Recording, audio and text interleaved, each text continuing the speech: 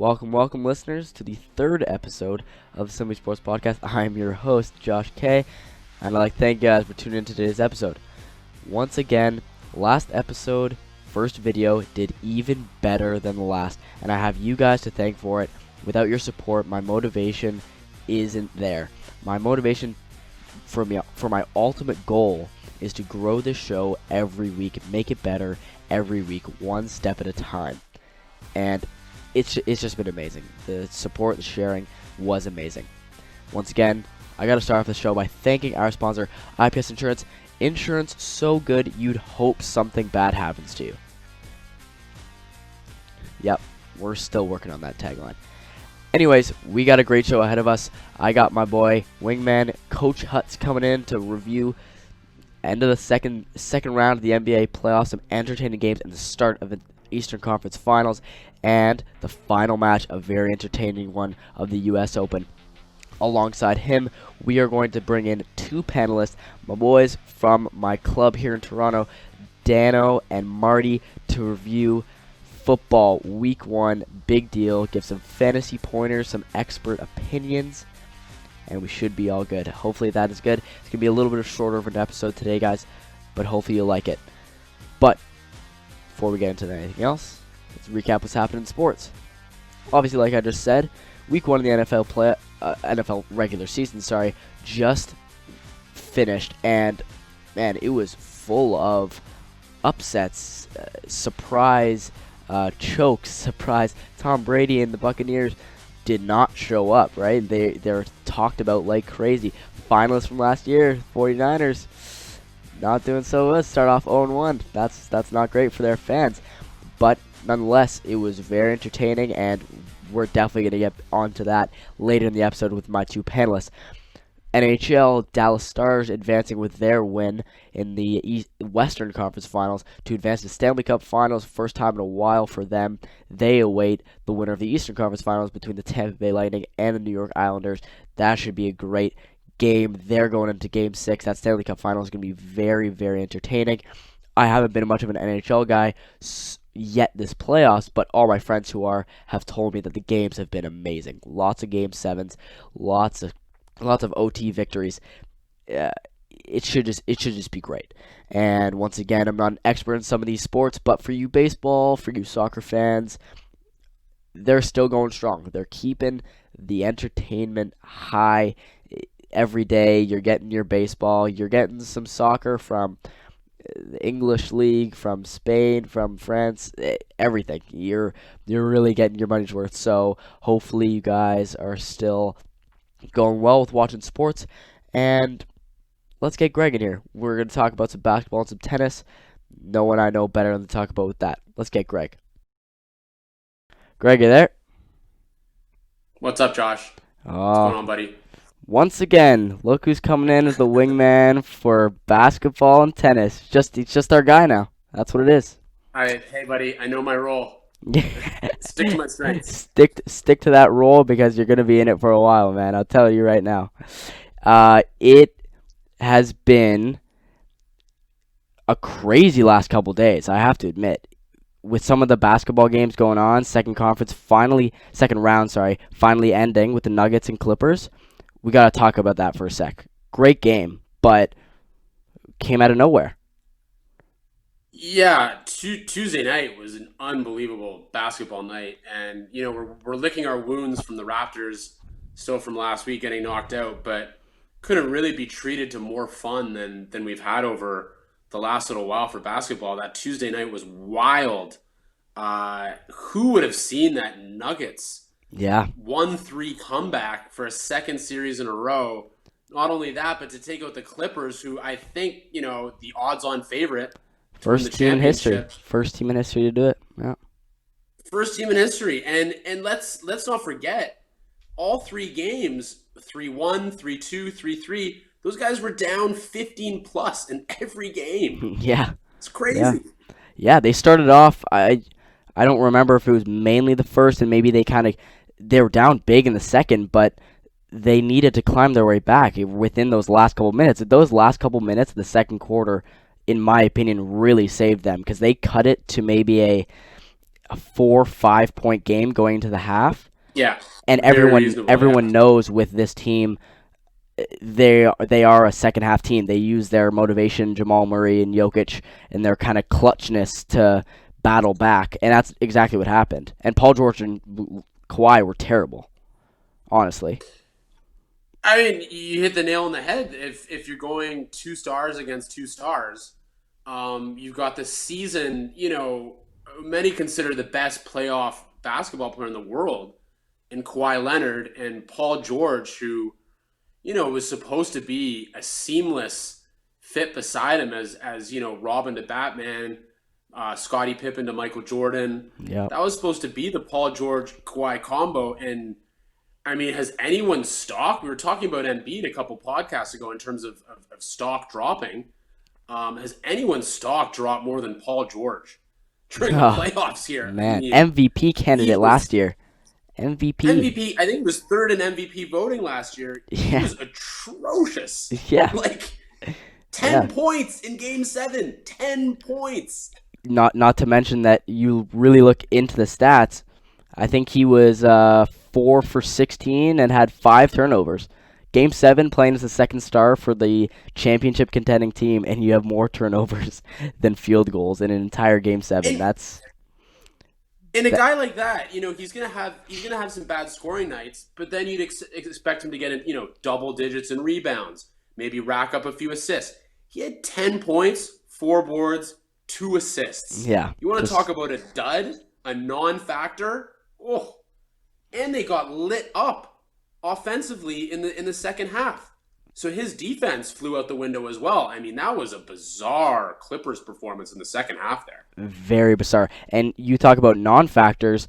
Man, let's switch over to factors. In this next series, start of the Eastern Conference Finals, Goran Dragic is going insane for this Miami Heat team. 2 games now, 2 in a row, being the leading scorer for the team, arguably being the most clutch, the most motivational. He's doing everything for that team. He's been phenomenal. And if we could just back up one quick sec to give, as much as we're ragging on Paul George and Kawhi Leonard, let's give Jokic and Murray their due respect. Those guys were phenomenal. Jamal Murray is turning into a superstar here. 40 points in a series clinching Game 7 against the Clippers, against Kawhi and Paul George. And Jokic, I think he put up even though he didn't score a ton, put up like 19 boards. Triple-double. 15 assists? Yeah. Some outrageous stat line. Those guys are unbelievable. Jokic is 24 and Murray's 22. You want to talk about a team of the future? The Nuggets are right there. And we talked about that in the last podcast, talking about those 2 young franchise guys that you want to build your team off of. That is the perfect example in the NBA right now, is those 2 work so well together. You need to lock those guys down for the next 5-6 years, even if you can, and get those guys to build your team into a championship team.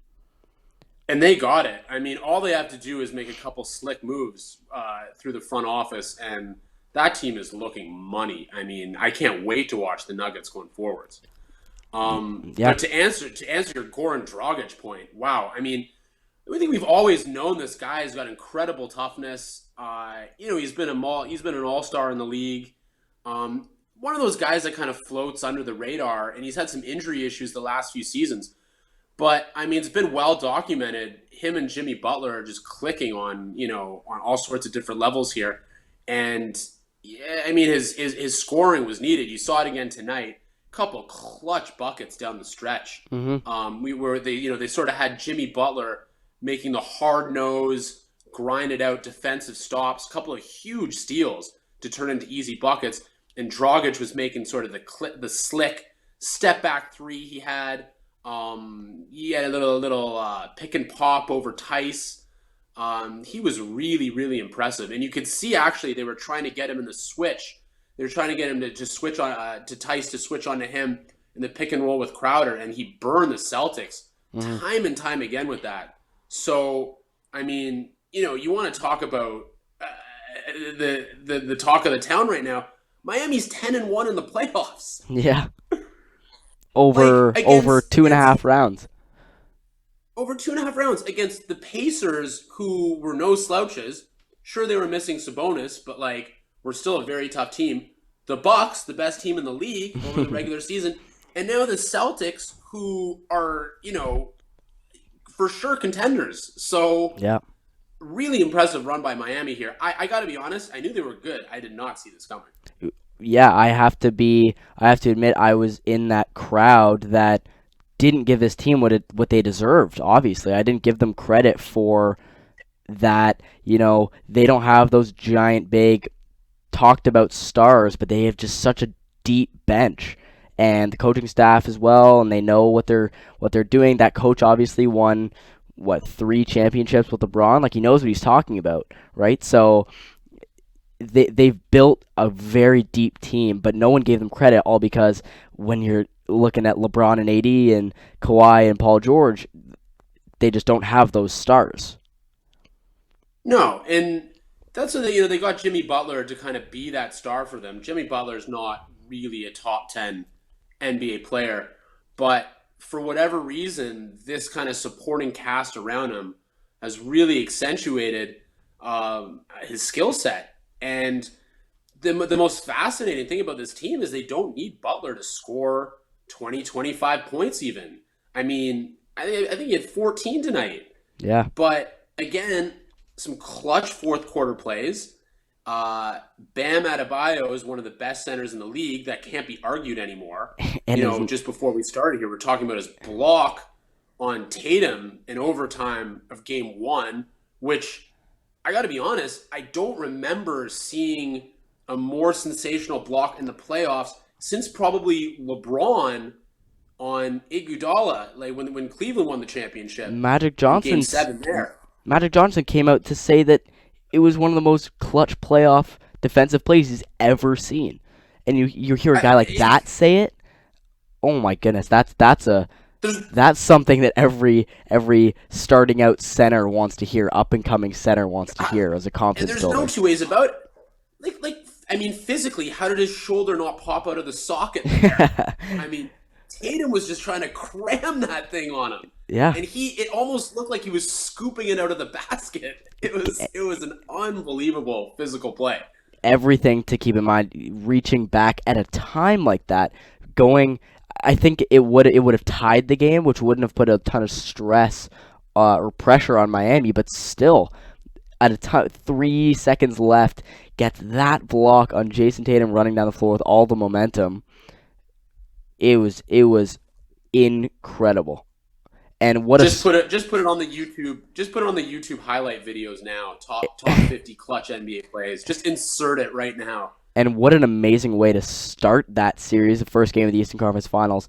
It just showed, and once again, another great game tonight, just showed how entertaining that this series is really going to be. Yeah, and I mean, we talked about it. Like, these are two coaching juggernauts in the NBA. I mean, you talk about Spo's success with LeBron, and he's won a couple of championships, but he's also taken a few mediocre teams into the playoffs, and now that he has a very strong shooting cast, he's got his star in Jimmy Butler, he's got his defensive center in Bam Adebayo, who also had a great offensive game tonight. He can be a solid two-way player. He's showing what he can do with a bunch of the different tools. And, Brad Stevens, it's been well documented that he's one of the best coaches in the league. We saw him go toe-to-toe with Nick Nurse, one of the best coaching battles we've seen in some time. And these are two very smart, very well-coached, very, very hard-working, especially on the defensive side of things, hard-nosed teams. And the result, I mean, should probably be 1-1 based on how close both these games are. But the Heat are showing a next level of toughness and kind of grit and belief in themselves. You see them huddle up, you see them supporting each other, and they just don't really seem to get down. That is a tough team. Very tough team. Yeah, I totally agree. It's going to be a great series. The NBA is very in very good hands for these next couple of weeks. It's going to be very entertaining. But let's switch over here. we talked about it last week that when we did our recap last week, we were in the semifinals of the U.S. Open tennis, and now we just finished on Sunday of last week the finals between Thiem and Zverev. Young guns, up and comer, the future of this game, arguably, when the top three move out and retire. It was a very good match. I just want to finally recap this segment. Give me your thoughts on that match. Well, it was an interesting match. I mean, in terms of quality, we've been pretty spoiled over the years. We always have one of the top three guys in the finals, and I think that's kind of guaranteed a certain level of quality. And you could see when there's no top three, when there's no big three, and it's a couple guys, and one of one of them's leaving that court Hmm. with their first Grand Slam title. I think it showed a little bit. There was some nervous energy out there. Oh, And man. again, we started to talk about it a little bit after the semifinals, where these guys could have really used a crowd. Yeah. And, you know, none of the first four sets were close. Again, it felt very much like the Zverev comeback against Carreno Busta, where team was nowhere to be found at the start of the Hmm. match. Hmm. Just a bizarre way for him to come. He came out super tight. Started to get his game going a little bit. Zverev sort of went away. And then that fifth set was a dogfight. Both guys were fading completely physically. And again, I just think, the score was exciting, but I would have liked to see the level of play a little bit higher. And that's one of those situations where you can see the lack of crowd affecting the energy of the players. I think being in, normally in Arthur Ashe Stadium there, you got the crowd just going bananas. And these guys looked a little bit tentative, a little bit tense, and they looked like they could have used some support, aside from their camps of like three or four coaches. Yeah. Yeah. Uh, but yeah, at the end of the day, team wins his first major, and it's a long time coming. This is his fourth final. He showed a lot of guts. He could have packed it in, and hey, Dom Team's a Grand Slam champion. Yeah. And definitely a match like that it was at least 4 hours long. It shows to you that in sports in general, but tennis was a great uh, piece of evidence that a crowd can change a match just like that. It's it's so crazy to think that you can watch a tennis match now that can be 4 hours long and you're watching it from home. And even though these guys are grinding it out, team was cramping and could probably barely feel his legs in that tiebreak in the fifth set. But without a crowd, it's all self motivation. So you get to a certain point where it's all up to you there. It's pretty simple like that. Yeah, And and team was better. that's where you got to give. I mean, and we were talking about it on one of the other podcasts. Like, that's where you just got to really respect these pro athletes. Like, people say it's all about money, it's all about, showing off this and that. Like, these guys love the game, and the hearts of a champion. And Dominic Thiem has been denied. Kind of, he's been denied by Rafa at the French, denied by Djokovic at the Aussie, and he wasn't going to let it happen today. And like you said, it barely looked like he could walk in the fifth. And I mean, I just have more respect, not for just Thiem and Zverev, but all these guys that showed up at the U.S. Open and just really went for it. And all the guy, like all the pro athletes right now, basketball, hockey, football, baseball, these guys obviously just really, really love the game, and all they care about is winning. Yeah. And at the end of the day, that's what you want to see when you tune into sports. You want to see it mean something. You want to see a huge amount of intensity, and you want to see a bunch of guys that care. Yeah. At the end of the day, you're right. You know what, Greg? It's always a pleasure. We always can talk for so much longer than most would expect. But once again, love having you on the show. Thanks for doing the recap. I'm sure we'll see you in the next couple episodes as well. Love it, buddy. Anytime. Awesome. Okay, guys, we are going to transition here a little to football, a sport I don't know much about. But we're going to bring in my two panelists for the episode, Dan-O and Marty from my club in Toronto.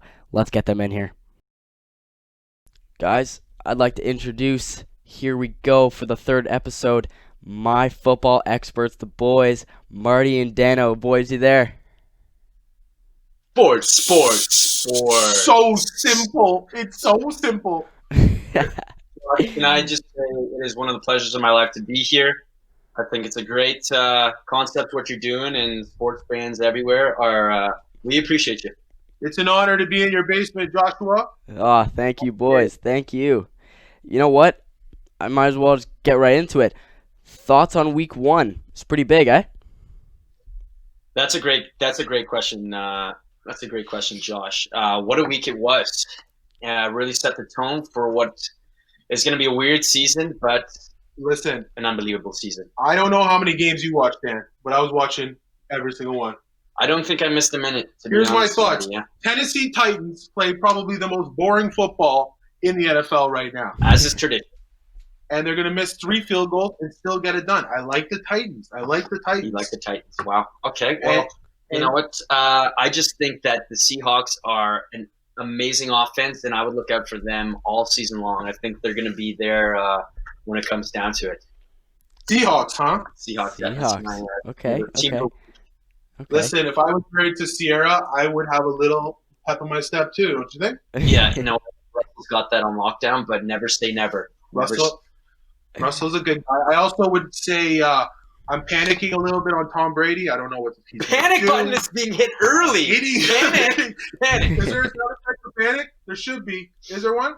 Anyway, I'm a little panicked, but he'll straighten himself out. But he looked terrible. He did not look good, and he was crying. It wasn't so much his play; it was his attitude. He was crying after every whistle, like he's never had a penalty before. Let me ask you this, Marty. Can I interrupt for a sec? Yeah. Playoffs or no playoffs? Playoffs? For Tom Brady and the Tampa Bay Buccaneers. You talking about playoffs? What do you think? I think they will make the playoffs because the NFC is looking a little bit soft. They look a little soft this year. Okay, well. So we'll see. But I might hit the panic button on Tom. I'm a little worried. He looked a little shaky out there. His legs look skinny. Looked like a tennis player out there. He looks like he needs rest in the Florida sun a little bit. But you know what? We've doubted him before, and he's come back strong every time. He's like a bad cold. He just will not go away. No, he won't. You know why? He drinks a smoothie a day, and obviously it's working for him. So, anyways, we'll see what happens. Wow. Our football listeners out there, can you get a better recap of week 1 than that? Jeez. No, amazing. Deep. Well, not only you were talking about the games, but watching as a fan, no fans in the crowds. Everyone's at home. Did you guys notice that? Dan, did you notice? What did you think? Yeah, I mean it's tough for the guys to do a Lambo leap when nobody's catching them. But composure. True statement. But anyway, I think. I mean, if you're a big sports fan like me, we've been watching sports for quite some time without the fans, and you know what? You just kind of it's weird at first, but you get used to it. And I'm sure Aaron Rodgers said it was one of the weirdest experiences of his life to play without fans. But you know what? I think he'll get used to it. That's amazing. I would say Aaron Rodgers has probably had some weird experiences in his life. that would be one of his weird ones. I will also say that I was in the couch watching football all day Sunday, and they play the same crowd sounds for every game, and you're listening to the same people whistle, the same people say something. So they got to work same drunk guy, same drunk banter, yeah, same banter. They got to vary that up a little bit. So is that what they did? Is that what they did? All just the sounds in the stadium, and some they piped in the crowd. Cutouts in the crowd. Is that it? Yeah, if you're Roger Goodell, commissioner of the National Football League, if you are listening, and I know you are, he definitely is. Get some variation, maybe some more sound effects. Just take note of this because after about week 8, we need a little mix-up. Yeah. The fans, we deserve better. I would like a hologram. I would like holograms in every cheerleaders. Yeah, hologram leaders. Yeah. Anyway, so Roger, thank you for listening. That would be very interesting holograms would spice it up a little. I would agree with that. Always do. Always do. Okay, so all of our football fans, fantasy players watching this episode, they're gonna know you guys as this show's experts. This show's the guys with all the knowledge, because everyone who knows me, I'm not much of a football guy. You will. You will be one day. Expertise, just give it to me. What do you got? Top 3 players, waiver pickups after week 1, going into week 2, fantasy pointers. Yeah, it is simply a sleeper week sleepers. 1. And if you're like me, you have crippling anxiety about your team after week 1, because I went 0-1 this week, and I'm already starting to feel the heat. So, naturally, he's making changes already. Yeah, in my life and in fantasy. I'm going to be better. But the waiver wire, okay, we need help, okay, and we're desperate. So my number 1 guy is going to be, excuse my pronunciation, I skipped a couple spelling classes, but Naheem Naheem or Naheem. Regardless, he's my number 1. If he's available in your waivers, go grab that man. He is about to run a marathon for the Indianapolis Colts. Marlon Mack is done, who was a big centerpiece in that offense. He's done. He's injured. You're gonna love Naheem. He gets receptions. Love him. He runs for touchdowns. I mean, there's simply nothing. You know what, Dan? Something people forget about Naheem is that he's been around. He's been around. Last year he played. This year I think he scored when Marlon Mack wasn't even injured. So Naheem is the man. I don't know if he's going to be available in a lot of leagues though. That'd be lucky. It's a nice snag. Yeah. It's a nice snag. You know what I'm going to do, Joshy? I'm going to go back to Old Faithful here. Adrian Peterson all day. Ooh, back to the vets. Back to the vets. That's what I like to hear. He's being cut from the Redskins. I'm sorry. Wait a second. We have to do this over again? He's going to get cut by the team from Washington. I can say that. Oh, there it is. Yes. The Washington football team. Come on, get it right. He got cut. He got signed by the Detroit Lions, but a day later, and then he had maybe a lunch with the manager, and all of a sudden he's starting. So I'm going to go with Adrian Peterson. He's got some life in those legs. He's trusty. He's looking poised. He's the man. He's the first Hall of Famer. He's available in your league. You got to pick up a Hall of Famer. Always take a Hall of Famer. Always take a Hall of Famer. Yeah, that's a good point. I mean, AP, he just will not put down the cleats. Like, he's got something to prove still. Is he the GOAT? Is that some Marty knowledge right there? Always have a Hall of Famer on your fantasy team. Is that some Marty knowledge? That's the button. Yeah, take it. Bam. That's a Simply Sleeper right there. Bam. So simple. There's a Simply Sleeper. So simple for you. Who you got, Danny? Who you got? Okay, so this is I'm a big running back guy. I think running backs can bring you that championship title. In that fantasy league, those guys can pick up a lot of points. Yep, you're going to be wearing the banner at the end of this season. So we're going to go with another running back, Malcolm Brown, another veteran. He's from Los Angeles Rams, and he by far had the biggest game of that running back committee. He found the end zone, and he just looks like he's running with something to prove. So look out for Mr. Brown. Mr. Brown. Malcolm Brown. It's a great pick, Danny. I'm going to go, you know what? I know you love the running backs. I'm going to go wide receiver. I'm going to go Marvin Jones Jr. Now, he's probably picked up. So maybe you got to make a deal for him, because this man scores touchdowns every year, and now his number 1 wide receiver compatriot, he's injured. Now Marvin's number 1. Marvin's taking the shot. Next man up, Kyle Lowry. And I think Marvin's going to have a beast weekend. But I'm going to do a slash. It's going to be Emmanuel Sanders / Marvin Jones. Emmanuel Sanders, same situation. The number 1 receiver's injured. Emmanuel's going to slide in. He's going to get the target. Going to get some balls. That's it. It's simple. It's simple sport. It's just simple. Just like the title. You come on here, and all your mindset's got to be. It's just simple. That's right. It's all you need to know. Anything in life, especially football fantasy. All right, here we go. 2 more. Okay, so I'm gonna stick with the current theme here. We're gonna go back with the running back, and running back. Joshua Kelly. Oh, Joshua Kelly. Say it with me now, Kelly. Dan, are people gonna have any more space for running backs on these teams? How many running backs gonna be the whole bench? You got to catch them all, Pokemon. Got to catch them all. So, you know what, Dr. Kelly, he is a strong number 2 back. And if the starter, Eckler, goes down, you're going to love this guy. You're going to love him. The Chargers are a better offense than people give them credit. Do not sleep on the Chargers. Tyrod Taylor is a decent quarterback. He's the man. And they've got a young hotshot rookie that's poised to come in there too and start slinging. And you know what? Their safety blanket is the running back. So Joshua Kelly, you're gonna like him. I'll leave it at that. Plain and simple. Loves the running backs. You're like running backs. I'm gonna go wide receiver here. No. Man, just sticking to the roots, sticking to the same, sticking to what you know. I'm going to go wide receiver again. I'm going to go Robbie Anderson. Robbie Anderson for the Carolina Panthers, okay? People, they doubt Robbie.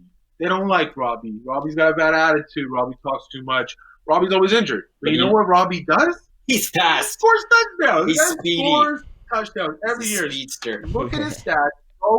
He's always scoring touchdowns, and that's all you need in fantasy. You know what? Sure, maybe somebody gets 80 yards, 6 catches, but this guy gets 4 catches, 170 yards, 2 touchdowns. Yeah. What do you need to win fantasy points? I'm just kidding. He's my guy. He's got great hair on him. He's got a bad attitude, and he's not a nice guy on the field. And sometimes that's what you got to be to win in today's NFL. Sometimes you need that on the team. That's gonna get you those points. It's simple. That's absolutely it's right. Simple. It's just simple. It's simplistic. Yeah. It's just simply wonderful. It boils down to just simple football here, folks. Okay, are we on the last player? We've given 3 each. We're gonna give you our MVP picks, our predictions, our MVP predictions right now. Okay. Week 2. For the end of the season, the regular season. Dan, have you had some time to think about it? This I've is had a lot early. of time. You know what? I couldn't sleep. Last night. I woke up in full sweat because I wasn't sure about this hot take. But that's hot take. I'm going back to the well. I'm going fishing. Gone fishing. You know what I'm bringing back? Bringing back some Aaron Rodgers. Wow. Whoa. Going back. Sticking with the vets. A lot of people doubted him this year. MVP. You know what? He went so far down on the draft boards. Anyway, he's got a mustache. I don't think there's a better duo than Devontae Adams and Aaron Rodgers. He's got a mustache. He's must win. He's got a mustache. That's all that matters. It's simple. It's a must-have. And I'm going to Aaron Rodgers MVP. You heard it here first. Wow. Yeah. You heard it here first. It's simple. It's simple. I believe that. It's simple. You know what? That's the Hall of Famer thing again. When there's a Hall of Famer, why not take it? So I'm going to go hot take 2. I'm going to go the opposite end of the spectrum. I'm going to go Kyler Murray. Okay? Second-year quarterback, Arizona. They've loaded this man up. He's got weapons all around him. He's living in a what's he living in? He's living in a fantasy world. It's a dream. It's a dream. If he drafted his own team, he looks good. And you know what? This is the thing. Their schedule is cake, pure cake. The whole season. They're playing Washington next week. I guarantee they beat them by 50 points next week.